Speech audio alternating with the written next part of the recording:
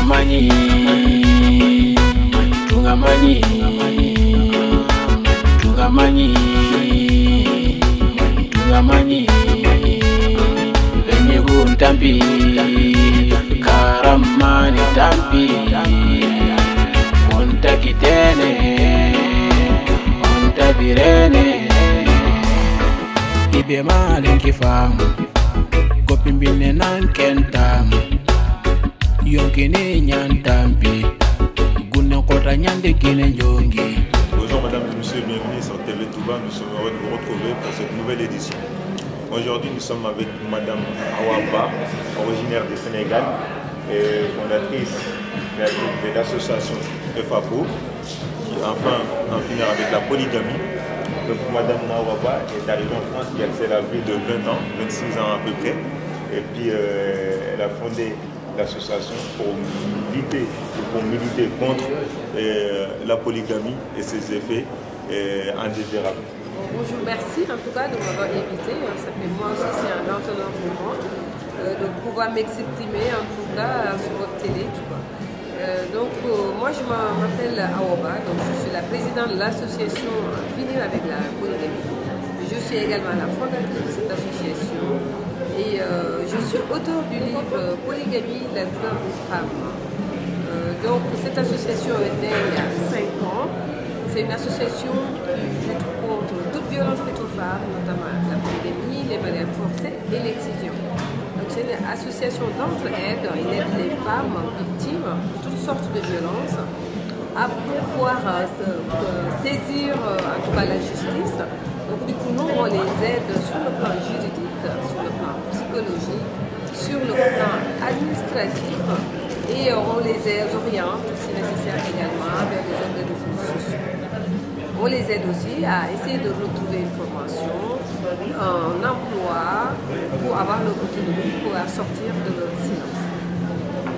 Donc on organise également des groupes de parole pour permettre aux femmes de libérer la parole et pouvoir aider les femmes victimes de violence, détecter en tout cas s'il y a des femmes qui sont victimes de violence, etc.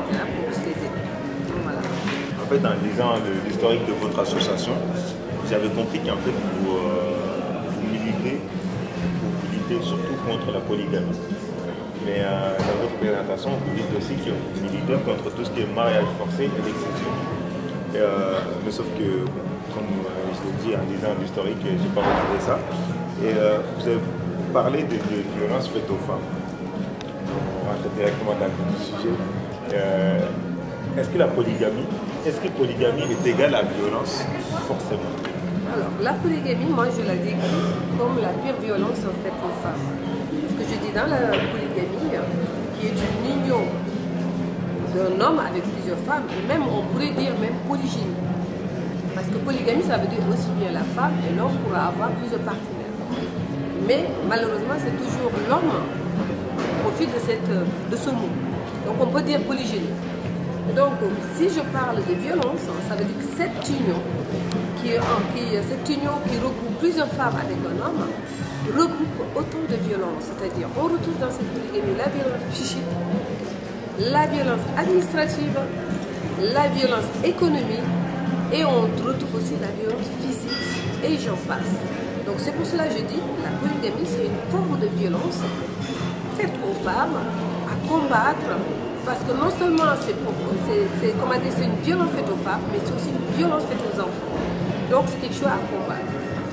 Donc dans vos propos, vous venez de parler de polygynie. Donc la polygamie c'est un terme générique en fait. La polygamie ça englobe la polygynie qui concerne les hommes. C'est-à-dire un homme qui marie plusieurs femmes, un homme qui a des rapports avec plusieurs femmes, donc polygynie. Et il y a aussi l'autre terme, c'est la polyandrie, qui parle là des femmes. Donc, est-ce qu'il y a aussi dans ce cas, s'il y a un terme pour définir les hommes, un terme pour définir les femmes. C'est-à-dire il y a aussi des femmes qui sont polygames dans ce cas. Effectivement, je ne dis pas qu'il n'y a pas, mais il y a une minorité de femmes. Quand on va en Inde, bon, il y a des ethnies où ça existe la polyandrie. Et c'est une très minorité de femmes qui pratiquent ce genre de d'union. Mais comme je dis, je redis encore, que ce soit la polyandrie, que ce soit la polygénie, pour moi, il y a la violence qui est là, la violence faite aux enfants. Donc c'est quelque chose à combattre. Donc vous n'êtes pas seulement contre les hommes, si j'ai bien compris, parce que quand on parle de polygamie, sincèrement, moi je suis un homme, et on a souvent tendance à croire, en fait, c'est quelque chose qui va forcément contre les hommes ou quelque chose de féministe. Féministe dans le sens, pas le sens noble du terme, parce que voilà, et dans le sens où on est féministe parce que voilà, il y a quelque chose qui est là, que les hommes peuvent faire, et les femmes ne peuvent pas qu'ils le fassent. Donc, vous militez aussi contre la polyandrie aussi. Moi je le dis, hein, je ne milite pas, mais je le dis. Je le dis parce que la polyandrie, c'est une femme qui a plusieurs hommes. C'est pareil. Ça veut dire, même si c'est une minorité de femmes, mais qui c'est qui subissent tout ça? Il y a des enfants qui n'ont pas demandé à venir dans ce monde. Parce que, voilà, donc tout ça, c'est quelque chose quand même à prendre en conscience et de se dire, mais pourquoi? Donc une union, ça doit être une femme et un homme. Mais pas un homme avec plusieurs femmes ou une femme avec plusieurs hommes. Parce que qui c'est qui subit? C'est les enfants. Donc respectons un peu les enfants qu'on a mis au monde. Et respectons aussi la société où on vit, qui fait que quand on dit qu'il y a surtout la polygamie, quand on dit polygamie, il y a une pléthore d'enfants. Il y a une pléthore d'enfants. Ça veut dire aussi on ne respecte pas ces enfants parce qu'on les met au monde et on n'arrive pas à assumer leur avenir. Une femme aussi qui a plusieurs maris, c'est pareil. Ben, il ne peut pas s'occuper de ses enfants comme il veut parce qu'elle a plusieurs maris à s'occuper. Donc du coup, il y a aussi l'éducation des enfants qui rate.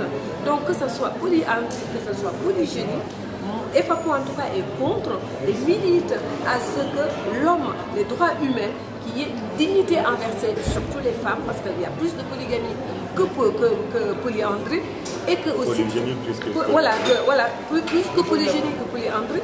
De toute façon, quelle que soit le cas, dans les deux situations, je combats et je dis non, parce qu'on doit respecter les enfants. Voilà. Parce qu'avoir une union polygamie, polygénie ou polyandrie, c'est après, comme je l'ai dit tout à l'heure, c'est les enfants qui subissent. Donc c'est quelque chose à bannir en tout cas. Mais si on se centre un peu plus sur les faits, c'est-à-dire la polygamie. Aujourd'hui, on sait aussi qu'il y a des groupes de femmes qui se réunissent aux réseaux sociaux, qui militent pour la polygamie. Donc, la polygamie, certes, comme j'avais dit, ça a des mauvais sens, ça peut être détourné, mais est-ce que aussi ces femmes qui militent pour avoir le droit de se marier, d'avoir de beaux épouses, est-ce que ces femmes-là, qu'est-ce que vous dites à ces femmes-là? Bon, en fait, ces femmes-là, moi je ne les blâme pas. Pourquoi je ne les blâme pas? Parce que c'est une société, c'est une pression sociétale qui fait que ces femmes pensent qu'elles doivent accepter l'insupportable. Mais ces femmes-là qui militent, qu'elles soient deuxième ou troisième ou quatrième, le jour que le mari va prendre quelqu'un d'autre à une autre, c'est-à-dire c'est le deuxième, le mari doit prendre le troisième, ces femmes ne veulent plus la polygamie. Donc aucune femme ne veut cette situation. Qu'on soit première ou deuxième ou troisième ou quatrième, c'est quelque chose que la femme vit mal et que la famille vit mal. Et comme je dis, la polygamie c'est un échec de la famille. Parce qu'on ne peut pas s'occuper de ses enfants.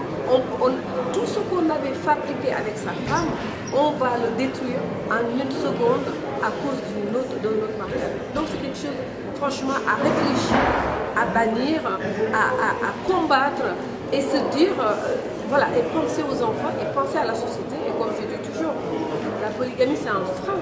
Ça peut être un frein d'une société. Mais excusez-moi de vous couper, mais vous dites que la polygamie c'est un frein et qu'il faut lutter contre parce que c'est un frein à la famille. Mais en même temps aussi, on sait que démographiquement parlant, ça s'est prouvé, c'est pas moi qui le dis, c'est pas vous qui le dites, c'est des chercheurs, c'est des gens qui ont cherché, démographiquement parlant, mais qu'il y a plus d'hommes que des femmes. Et plus de femmes que d'hommes, excusez-moi. Donc, beaucoup d'entre nous, surtout la génération, on explique la polygamie par cette vue-là. Même certaines femmes d'ailleurs, elles expliquent la polygamie par cette vue-là.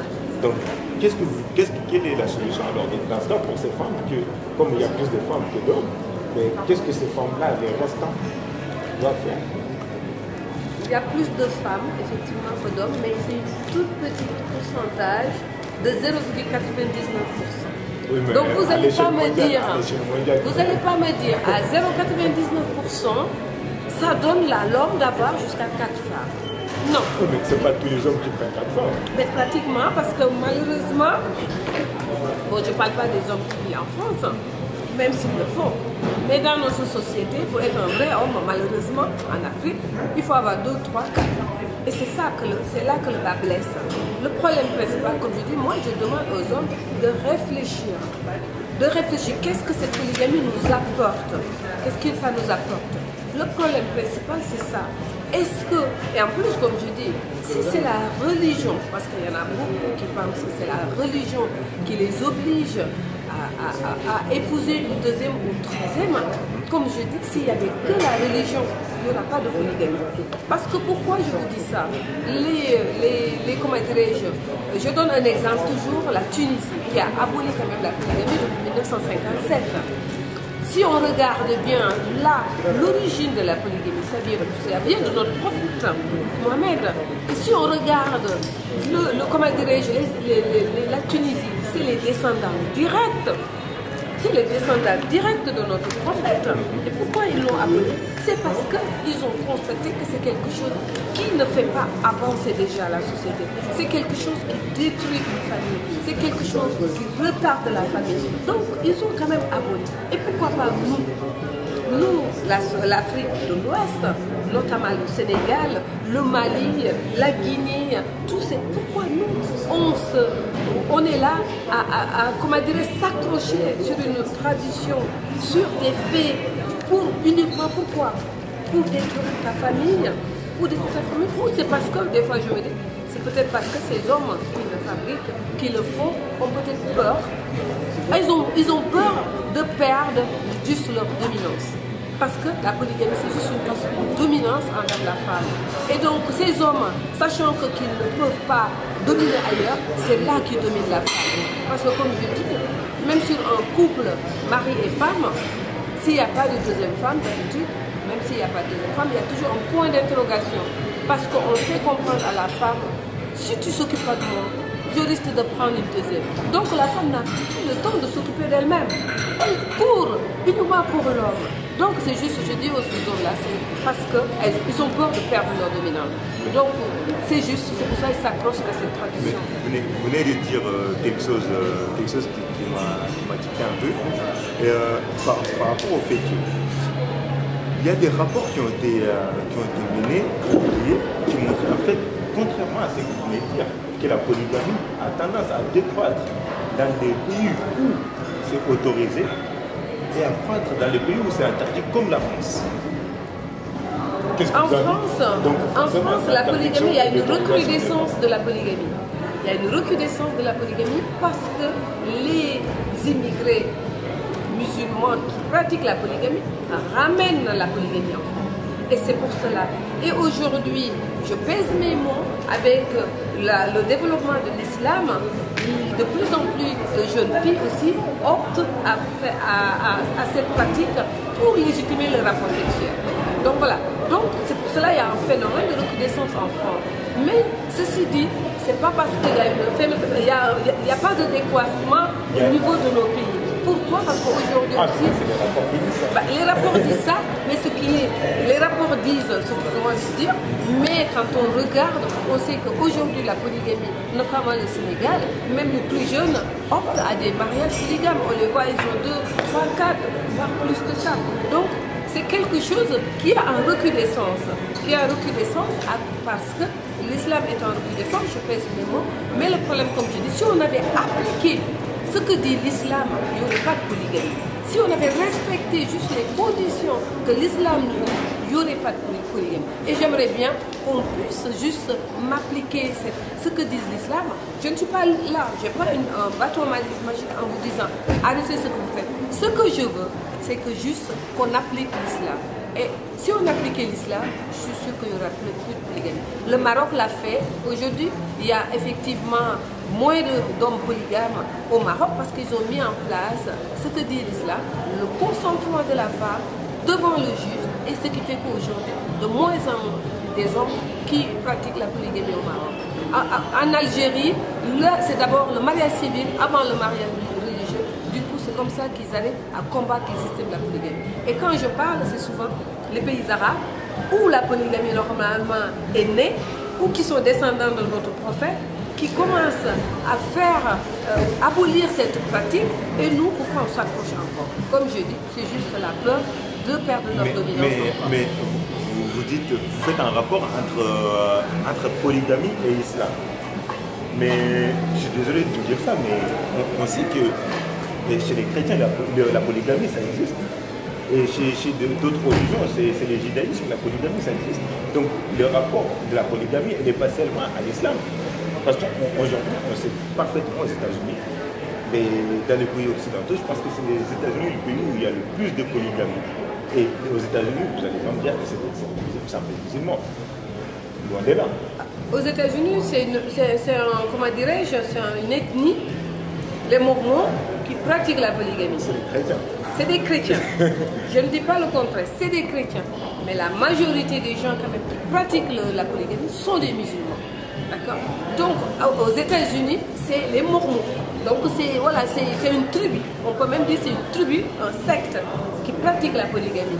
Et malgré ça, quand j'ai vu un reportage dessus, les femmes elles-mêmes, elles disent leur souffrance. Il y a toujours le mot souffrance qui revient.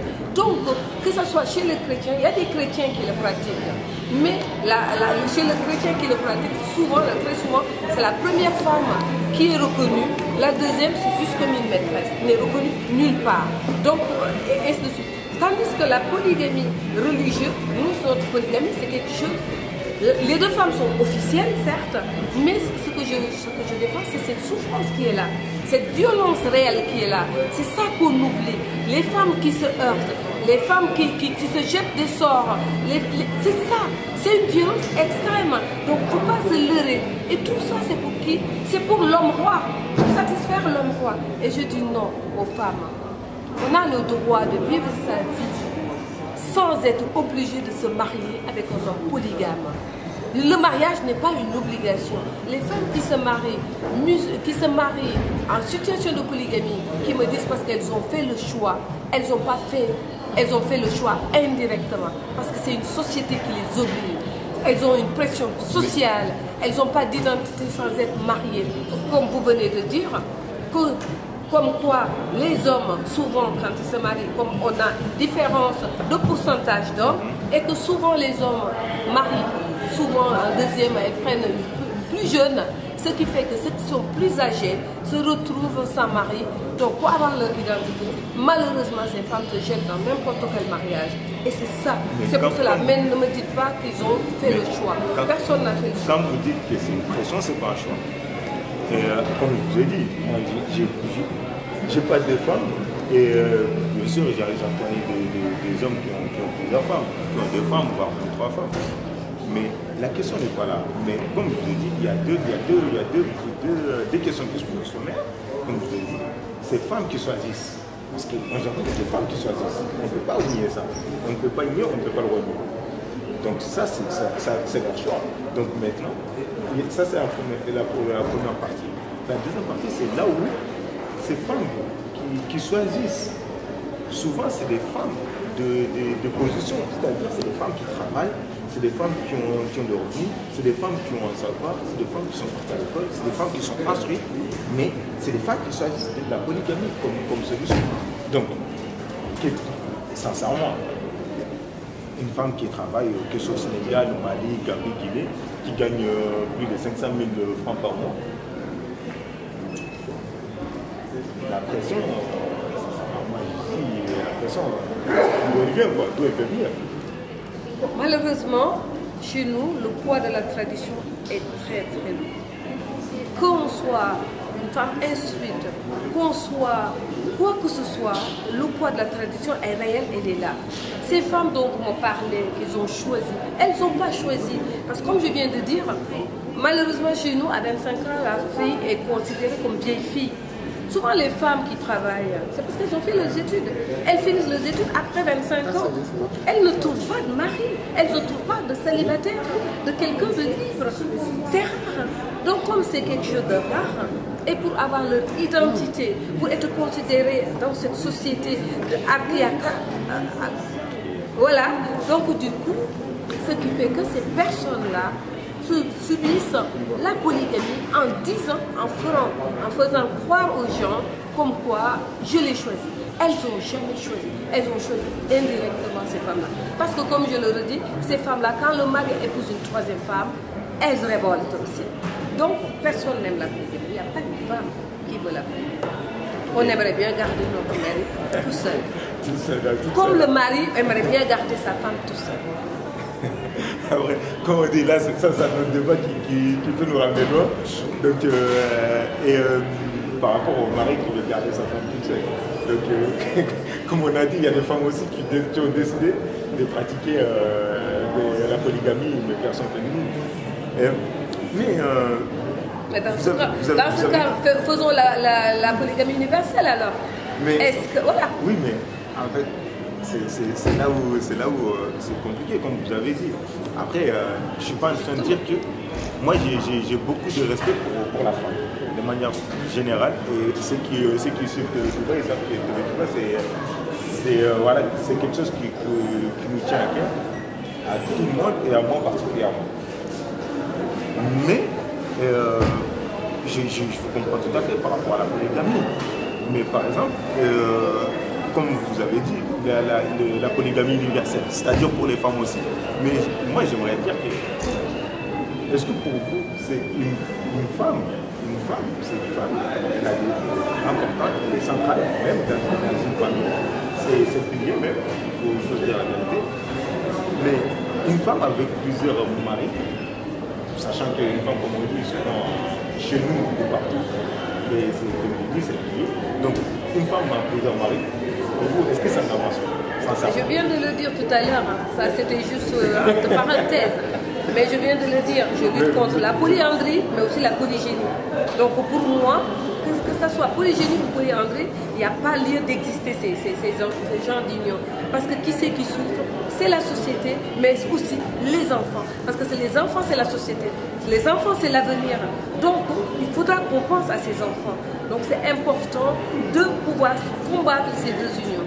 Donc si je dis la polygamie universelle, c'est juste comme, voilà, pour que les gens... Voilà, pour faire réagir les gens, mais c'est pas parce que j'opte chez polygamie. Loin de là, parce que en tant que... Vous optez un mari, une femme, un foyer, voilà. des enfants. Voilà. Je ne dis pas que c'est l'idéal, mais en tout cas c'est ça. Pour que l'enfant puisse en tout cas avoir des repères, pour qu'on puisse avoir le temps de s'occuper de notre enfant, pour son avenir demain qu'il devienne quelque chose, c'est ça. Il faut qu'il y ait papa et maman, les deux parents, l'éducation, c'est aussi bien pour le papa et la maman. Et quand on a plusieurs femmes, on n'a pas le temps d'éduquer son enfant. Et c'est là, quand il y a plus d'échecs scolaires, du coup, ce qui fait qu'aujourd'hui, même je le dis, au Sénégal, si on n'a pas autant d'avancement, c'est parce que les enfants n'ont pas aussi autant d'avenir. Il y a très peu de travail, très peu accès aux longues études, très peu accès à certains postes. Donc il y a dans une maison, il y a une qui travaille, pas du tout. Et comme ça, comment veux-tu qu'on avance aujourd'hui? On ne peut pas avancer pour une société qui recule. Donc je dis, on recule. Depuis je suis née, on nous parle de voir un pays en voie de développement. Mais quand est-ce que le pays va être développé? Tant qu'on n'arrête pas la polygamie, comme je dis, je le redis, pléthore d'enfants, qui dit pléthore d'enfants, dit voilà, échec scolaire, dit moins d'avenir pour ces enfants, moins de rechercheurs, moins de techniciens, moins d'ingénieurs. Et c'est ça, c'est des métiers qui permettent à un pays de se développer. Et c'est un frein, et je le redis, c'est un frein du développement. Mais vous dites que la polygamie, c'est en gros dans beaucoup de pays subsahariens. C'est-à-dire Sénégal, enfin subsaharien, tous les pays, Afrique noire, on va dire. C'est ça.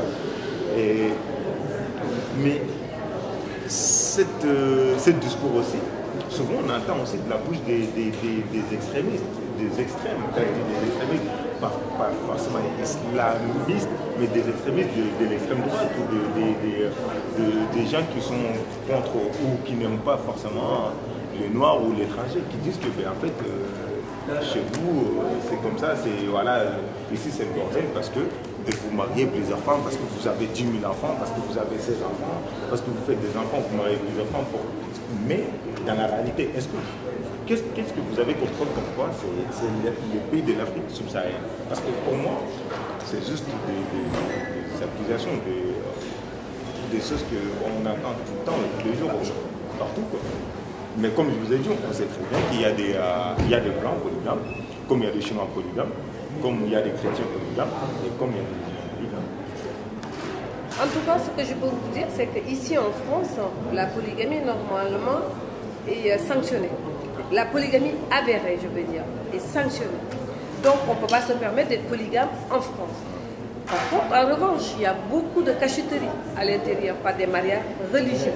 Et si je me permets de dire que c'est l'Afrique subsaharienne qui a plus où il y a plus de polygamie, c'est que c'est quelque chose de réel, parce que quand on voit ici les familles polygames en France, la majorité, en tout cas la majorité, viennent d'Afrique. Donc, pas au niveau des, comment dirais-je, des Arabes, mais la majorité vient de l'Afrique du Noir.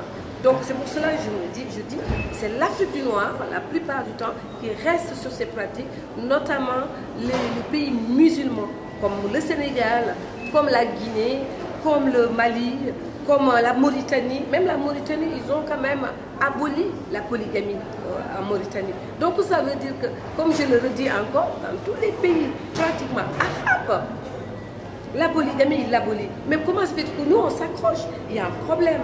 Il y a un problème. Donc ça veut dire, c'est toujours, je le redis, c'est parce qu'ils ont peur de perdre cette dominance. Il n'y a que ça, ils ont que ça pour retenir la femme. Et c'est quand même, comme je dis, comment dirais-je, un couple, un mariage est basé sur de l'amour. Ça, c'est pas basé sur des menaces. Et malheureusement, les femmes subissent, les femmes sont menacées. Elles ne vivent plus à cause de cette polygamie qu'on les impose, mais aussi en même temps qu'on leur fait comprendre ce qui ne s'occupe pas de moi. Comme un bébé, tu l'auras. Tu l'auras. Et c'est ça que je combats. Et moi, ce que je combats, c'est surtout la souffrance. J'ai vu ma soeur souffrir jusqu'à mourir. C'est là que je me dis, il faut faire quelque chose.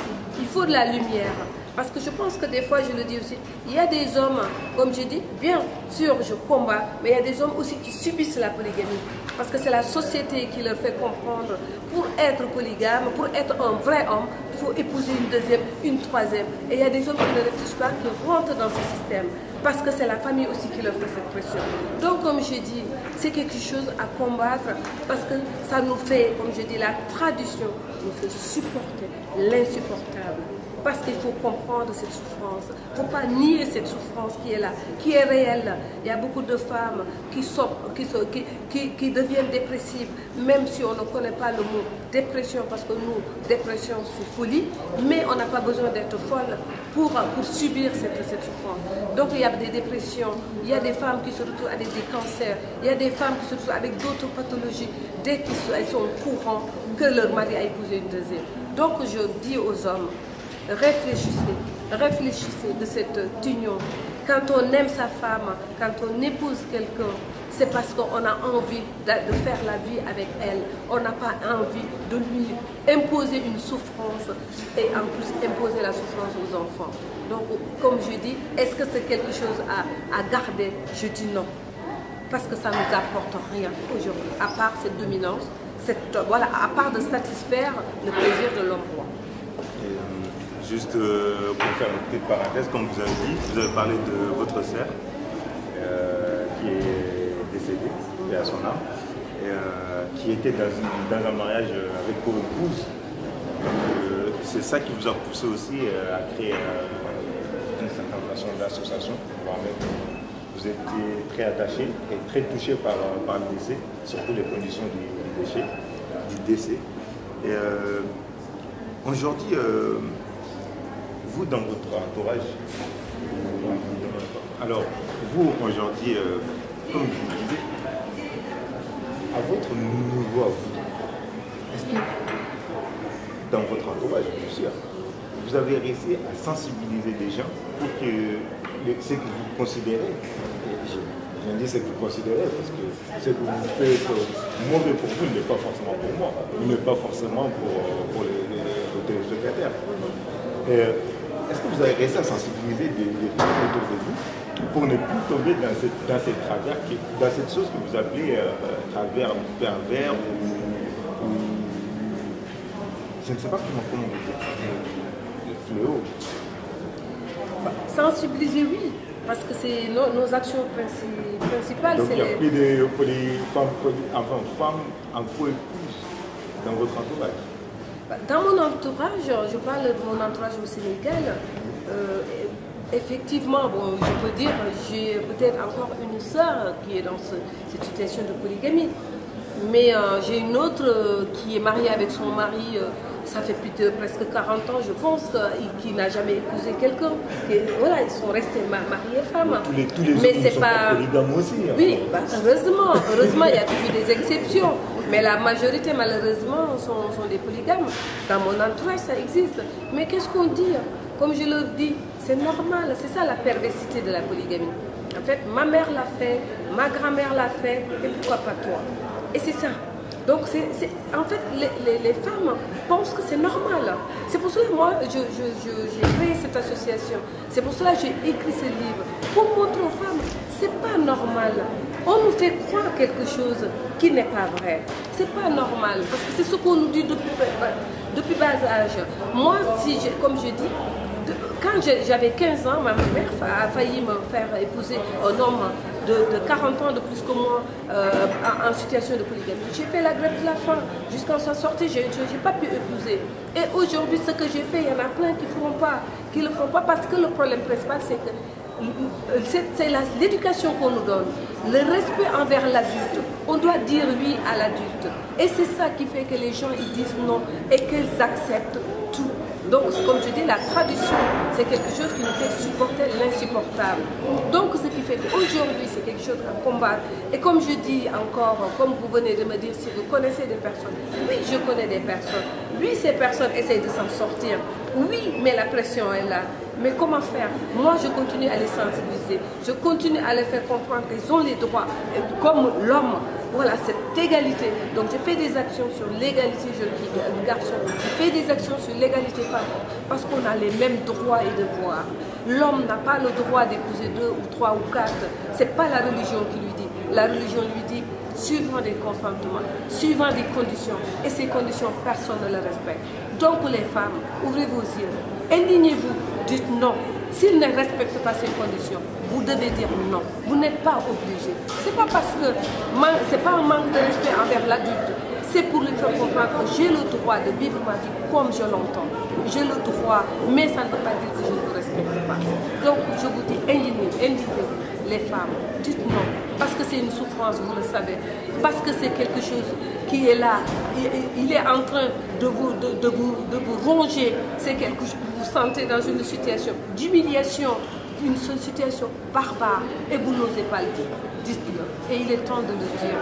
Il est temps de le dire. Il est temps de soutenir l'association EFAPO, qui est la seule association qui combat cette problématique de polygamie pour montrer les conséquences que ça entraîne, sur les conséquences économiques, sur les conséquences psychologiques envers les femmes et les enfants.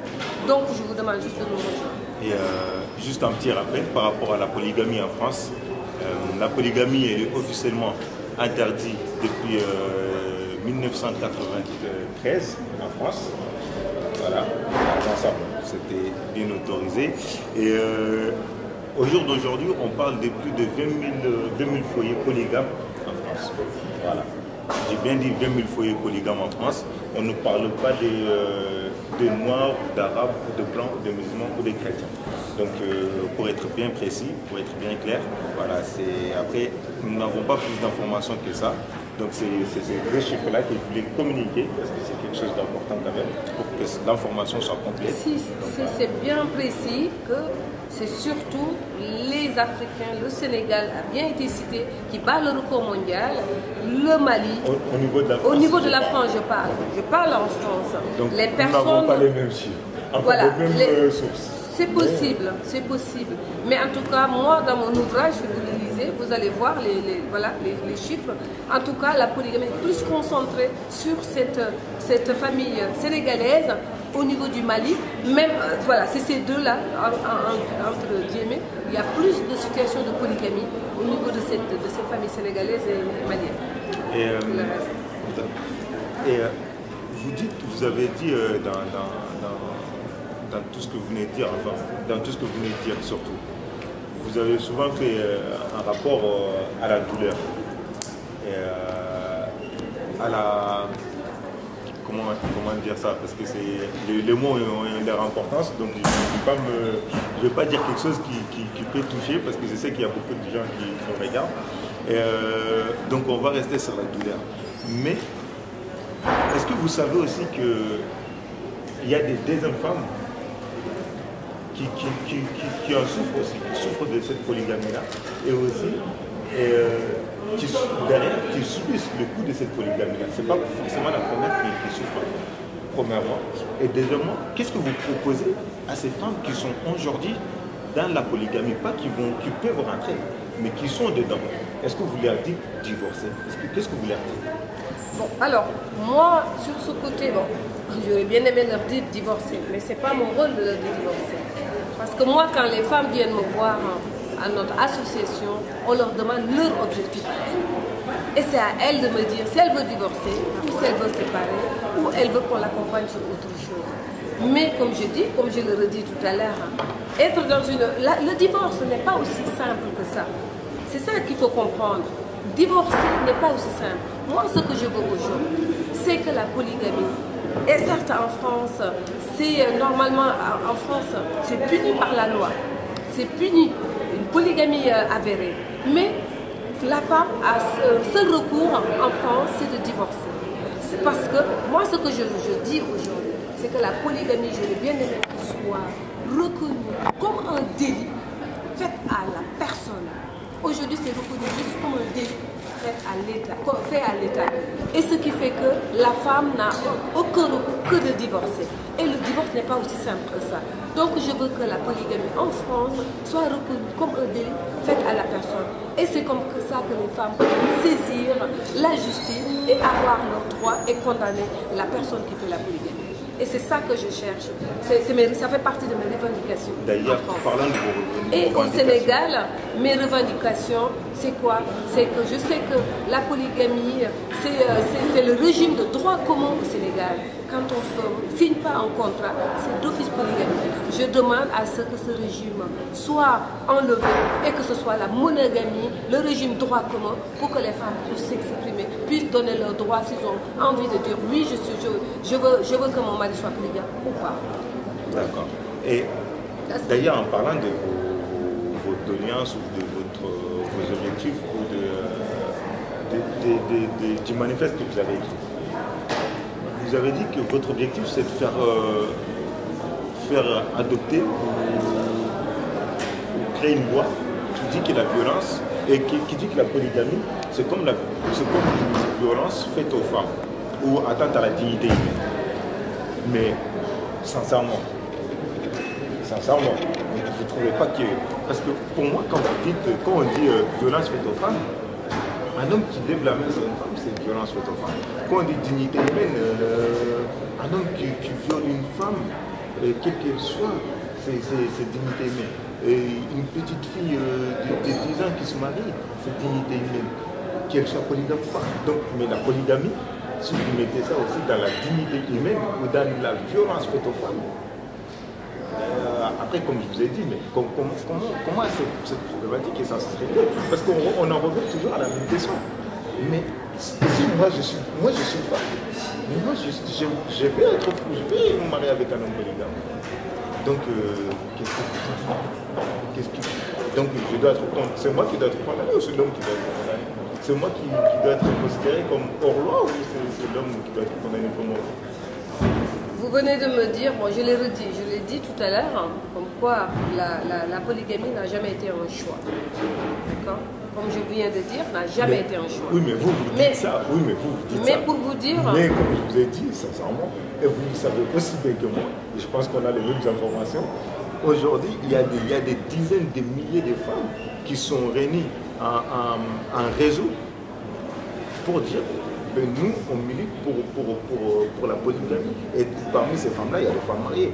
Et moi-même, personnellement, j'ai déjà rencontré au moins des femmes qui mot à mot, des femmes mariées, qui m'ont dit, moi j'ai demandé à que mon mari marie une deuxième femme. Mais ces femmes-là, c'est leur droit aussi. Cette femme-là, elle a quel âge? Cette femme-là, elle a le même âge que moi, elle a la trentaine. Elle a la trentaine. Elle a la trentaine, elle a dit que je préfère que mon mari épouse une deuxième. Elles ont demandé à que leur mari épouse. Et leur mari, c'est ce qu'elle dit. Leurs maris ont refusé. C'est ce qu'elle dit. En tout cas, mais parce qu'elle savait que son mari va lui dire non. Elle le sait très bien. C'est ce qu'elle dit. Parce que, comme je le redis, il n'y a aucune femme qui va être dans cette situation de polygamie. Moi, ce que je veux juste que les gens soient conscients de cette problématique. C'est ça que je dis. C'est une violence extrême faite aux femmes. Vous, les hommes, si votre femme était partie voir ailleurs, vous dites que j'épouse quelqu'un d'autre, je pense que mettez-vous de temps en temps à la place de cette femme. Et ne me dites pas que c'est l'islam. Parce que si c'est l'islam qui vous autorise, mettez-moi les conditions de l'islam. C'est tout ce que je veux. Mais moi, personne ne le fera. Moi, je ne suis pas d'accord avec ce discours de l'islam est polygame, forcément aussi. Et d'ailleurs, je vous ai fait comprendre. Et je vous le dis clairement, comme je vous ai dit, faire un rapport islam-polygamie, je trouve que c'est un raccourci. Et entre guillemets, c'est trop facile. En fait, c'est facile pour ceux qui sont contre l'islam ou ceux qui sont contre le nord ou ceux qui sont contre les arabes. Parce qu'on sait très bien que la polygamie, comme vous le savez, vous l'avez déjà dit, l'islam, ok, il y a la polygamie, mais elle est bien encadrée. Donc, maintenant, mettre la polygamie et l'islam, c'est un raccourci, sincèrement. Ça ne peut pas être un raccourci parce que quand je parle de polygamie et l'islam, ça veut dire que la majorité des femmes, des hommes polygames sont des musulmans. Donc je peux m'appuyer sur ça. C'est parce que, et ces hommes, quand on les questionne, ils disent l'islam m'autorise. C'est pour ça que je parle de l'islam. Je n'ai pas parlé de l'islam uniquement comme ça. C'est parce que l'homme qui va épouser une deuxième, quand on lui demande, il dit parce que je suis musulman. Et mon prophète me dit que j'ai droit à 4. Et c'est pour cela, c'est ces personnes-là que je pointe du doigt. Parce que c'est la majorité. Parce que quand on parle, quand on veut sensibiliser, il faut sensibiliser la majorité. Je ne peux pas sensibiliser la minorité, qui sont chrétiens. Et comme je le redis tout à l'heure, les chrétiens, c'est souvent des maîtresses. C'est des maîtresses. Ils ne sont pas considérés. C'est pas parce que je suis d'accord, mais l'engagement d'une situation de polygamie et l'engagement d'une maîtresse, c'est différent. C'est ce que je dis. Parce qu'un homme aussi peut avoir, une femme aussi peut avoir son amant. Il y a des femmes qui ont leur amant. Parce que la plupart du temps, quand c'est une maîtresse, la majorité du temps, on ne va pas dire à sa femme ouvertement, j'ai une maîtresse. Donc c'est quelque chose qu'on cache, la majorité. Et c'est quelque chose qu'on prend les précautions quand on fait des rapports. Aussi bien que l'homme ou la femme. Mais le problème, la majorité, je ne dis pas tout le monde, je ne généralise pas, je dis la majorité. Donc ce qui fait que ces hommes-là, parce que la polygamie, quand on est polygame, on n'est plus obligé de protéger ses rapports sexuels. Ce qui fait que, comme je dis toujours, la polygamie, c'est une union qui permet la transmission de ces maladies sexuellement transmissibles, notamment le sida qui est là aujourd'hui, les maladies, l'hépatite B, comment dirais-je, le syphilis qui est en recrudescence, toutes ces maladies reviennent. Et c'est quoi? C'est cette problématique aussi de polygamie. Il faut qu'ils soient conscients de cette problématique, que ces unions font que ces maladies ne peuvent pas disparaître. Donc tout ça, c'est quelque chose à prendre en compte. Et encore, c'est qui souffre? C'est la femme, c'est la santé de la femme qui est en jeu encore. Et la santé de la famille. Parce que si on chope le sida, tout le monde va le choper. Donc, je demande juste aux hommes de réfléchir à cette situation. Sur le plan économique, sur le plan psychologique, sur le plan de la santé des femmes de ces hommes, sur le plan de développement, etc. C'est pour cela que je me bats. C'est pour cela que je veux vous sensibiliser. C'est pour cela que je vous parle. Pour que vous réfléchissez ensemble. On réfléchisse ensemble pour pouvoir, comment dirais-je, respecter ces femmes, pour pouvoir développer nos idées ensemble et trouver le juste milieu pour que nos pays sous-développés, soi-disant, se développent, pour qu'ici en France, on puisse aussi s'intégrer, vivre, comme on dit à l'européenne, ce n'est pas un exemple, mais au moins qu'on puisse avoir le temps au moins de s'occuper de nos enfants, de prendre notre rôle en tant que père, parce que c'est très important, le rôle du père sur l'éducation. C'est très important. Moi, j'ai élevé mes enfants tout seul. Comme je dis, je ne ferai jamais l'éloge de la monoparentalité parce que c'est très très dur d'élever tout seul ses enfants alors qu'on ne l'a pas fait tout seul. Donc je demande juste aux hommes de réfléchir sur ce contexte, de réfléchir. Je n'ai pas de bâton magique, mais je vous sensibilise. Je vous dis, j'appelle aux femmes aussi de s'indigner. Et c'est tout ce que je dis. Donc, Madame Ba, juste pour finir, et, une petite dernière question. Selon la loi, on sait que la loi française, la co-épouse, c'est-à-dire, enfin, ils disent la deuxième dans la loi, la deuxième épouse a le droit de succession et une pension alimentaire. Mais en même temps, ma question, c'est pour ça que je vous dis, c'est ça la dernière, après le temps ne nous permet plus. Mais même succession et pension alimentaire. Mais en même temps, la polygamie, elle est interdite en France depuis 1993. Donc, dans cette loi, est-ce qu'il n'y a pas une forme d'hypocrisie ou des... je ne sais pas. C'est pas dérangeant un peu? Ça, donc, comment dirais-je, la polygamie en France, les femmes... Le fait qu'en fait, on dise que la polygamie, c'est interdit, mais qu'en même temps, on dise que la deuxième femme a le droit de succession et de pension alimentaire. Parce que, logiquement... Pas en France. Le droit de succession, c'est dans la religion musulmane. Mais en France, les enfants ont le droit de succession parce qu'ils sont reconnus par le père. Mais la femme... La polygamie, c'est ce que je vous dis, la femme en tant que... C'était avant, mais pas maintenant, parce que la polygamie est interdite. Et l'État français ne reconnaît qu'une femme. Donc, qu'une femme. La première qui a des papiers, c'est elle qui est reconnue. La deuxième n'est pas reconnue parce qu'elle se dit femme seule. Elle se dit femme seule. En revanche, comme elle a des enfants avec cet homme, si l'homme reconnaît ses enfants, effectivement, les enfants ont le droit de succession, mais pas la femme, parce que la femme n'est pas reconnue en France. Si c'est dans la religion musulmane, oui, c'est reconnu, mais pas en France. Ils disent dans la loi, la femme, la deuxième épouse a le droit de réclamer une pension alimentaire au mari et a droit de succession. Mais, par contre, elle n'a pas le droit, elle ne peut pas prétendre à une sécurité sociale. Ce qui n'est pas le cas. Parce que les femmes qui sont là, ils ont leur sécurité sociale. C'est pour cela que je vous dis, ça c'était des textes peut-être avant la loi Pasqua. Mais parce qu'aujourd'hui, c'est qu'avant la loi Pasqua, effectivement, les deux femmes étaient reconnues en France. Donc on parlait de la deuxième femme, comme droit de succession, comme ceci, pension, etc. Mais aujourd'hui, ce n'est pas le cas. Les deuxièmes femmes n'osent pas aller dire que je suis la deuxième femme de telle personne. Parce qu'elles sont hors de la loi. Donc, s'il n'y a qu'une femme qui est reconnue en France, et comme j'ai dit, les enfants, c'est les enfants du monsieur, donc il les a reconnus, effectivement. Donc, ils ont droit de la pension alimentaire, le droit de réclamer sa pension alimentaire comme une maîtresse qui réclame la pension alimentaire à son compagnon, etc. Donc, il a le droit. Mais de succession, non. C'était la dernière question, mais je vais juste reposer une question. En fait, parce que c'est qui la deuxième femme? C'est laquelle la deuxième femme? Parce que, en fait, par rapport à ce qu'on vient de dire, par rapport à la loi, c'est celle qui a les papiers, a le droit, a tous les droits. Mais, ok, moi je suis un Africain. Comme vous avez dit, majoritairement, c'est les Africains, on est dans cette situation-là. Donc, je me suis marié en Afrique, je suis venu ici à l'aventure, je me remarie ici. Donc, c'est qui la deuxième femme, c'est qui la première femme? c'est celle qui a ses papiers.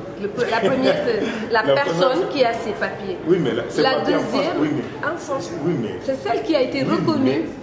C'est la seule personne. Donc celles qui étaient reconnues par la France, voilà. Donc celles qui sont nos pays, c'est-à-dire ils ne sont pas reconnus en France. Donc, oui, mais attendez, ils ne sont pas reconnus en France. Donc là, on se base que sur la France. Donc si je quitte la France, j'ai deux femmes. Si je suis en France, j'ai une femme. C'est ça? C'est ça. Donc effectivement. Donc la femme qui est en Afrique, j'ai aucune obligation envers elle. Aucune obligation. Les mariages religieux, l'homme n'a aucune obligation envers cette femme. Pourtant, aucune obligation. Pourtant, si on va dans le sens exact, c'est la première. C'est la personne qui a... Ça peut être la deuxième femme qui est venue avec ses papiers, qu'on lui a donné les papiers. Mais en tout cas, la première qui était ici en France, s'il n'a pas ses papiers, elle n'est pas reconnue en France. Elle est reconnue, elle va rester dans le mensonge, comme je dis. Malheureusement, ces femmes sont appelées à mentir durant toute leur vie, à se dire je suis femme seule, alors qu'elles ne sont pas femmes seules. Parce qu'il y a un mari qui fait ses navettes toutes les nuits, est tranquille, etc. Donc ce qui fait que, ce que je dis, je le redis, ces femmes-là, on les oblige à mentir. Ces enfants, même les enfants, on les oblige à mentir de la situation. Mais là où vous avez parlé par rapport à la loi, mais moi je parle de la sens même de l'effriment, sincèrement. Moi je suis une femme, je suis la première, j'étais mariée en Afrique, on m'a mariée en Afrique. Mais mon mari est venu ici, il s'est marié. Donc moi je ne suis rien en fait. Donc moi je peux aller au cimetière. Je peux mourir. Ici en France. Non, mais je parle de sens humain. Je parle oui, mais c'est ça. Humainement parlant, je ne parle pas de la loi. Ouais. Humainement parlant, donc pour vous, c'est... Si on parle de l'islam, parce que souvent ces personnes-là sont mariées religieusement. Donc au niveau de la religion musulmane, la personne, si vous remariez religieusement, quand il y a une succession, elle est reconnue devant l'islam. Mais cette personne n'est pas reconnue dans la loi française, c'est la papier. La loi française ne reconnaît qu'une femme. Oui, mais là, donc c'est ça que je viens de dire. Vous parlez en termes de loi, mais moi je ne vous parle pas en termes de loi, moi je vous parle en termes humains. Mais c'est ça que je viens de dire. Donc cette personne-là, le mari qui est là, donc subvient à mes besoins ou ne subvient pas à mes besoins parce que je ne suis pas, parce que finalement je n'existe pas. En tout cas, je le redis, une personne, les mariages religieux ici, l'homme n'a aucune obligation légale envers la femme. Ici, en France. En France, je parle. Je dis en France, n'a aucune obligation, les mariages religieux. Voilà, l'homme en tout cas n'a aucune obligation religieuse envers la femme. Donc, par contre, en revanche, comme je dis, chez nous, dans l'islam, oui. Mais je parle bien en France. En tout cas, Madame Ba, c'était un plaisir et c'était très enrichissant. Et j'espère que les téléspectateurs de TV Touba, ils ont bien suivi, ils ont bien compris tout ce que vous avez dit. Et d'ailleurs, vous êtes aussi une écrivain, parce que voilà, c'est votre livre qui est sorti il y a combien de temps? 2013. 2013. Donc, et qui est toujours en vente, qui est toujours en vente sur Amazon, sur notre site fapo-france.org, qui est aussi à Publibook, ma maison d'édition. On peut aussi l'acheter. Et tous les bénéfices de l'ouvrage, c'est pour notre association qui nous permet de continuer nos actions, à accompagner les femmes, à mettre des actions sur l'égalité jeunes-filles-garçons, à mettre des actions sur la discrimination faite aux femmes, à mettre des actions sur l'intégration, à mettre des actions sur la laïcité et le vivre ensemble, etc. Donc aujourd'hui, on intervient dans les écoles, grande section maternelle jusqu'au lycée pour parler de l'égalité femmes-hommes, jeunes filles, garçons, parce que comme je dis, l'éducation, ça se commence à bas âge et c'est un manque d'éducation qui fait qu'aujourd'hui peut-être qu'on est encore là à parler de cette problématique de polygamie et je sais qu'un jour les gens vont réfléchir et j'espère que ça va être quelque chose qui va disparaître. Je parle de la jeunesse d'aujourd'hui qui commence à se rebiffer, qui commence à comprendre que c'est une union qui nous apporte absolument rien et qui commence à s'exprimer. Et je pense que demain, dans les années qui arrivent, que la polygamie va disparaître. Avec mon rêve, c'est qu'il y a un monde sans polygamie, un monde où les femmes sont libres de faire ce qu'elles veulent, un monde où les hommes ont compris l'importance de cette liberté de la femme. Et c'est ça mon combat. Et j'espère qu'on m'a entendu et j'espère un jour que ça va se réaliser. Et je vous remercie.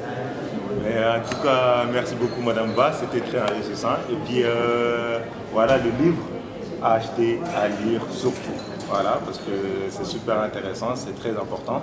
Et donc comme Madame Ba a dit, donc pour l'association et FAPO, donc acheter, tous les bénéfices sont réversés et à l'association.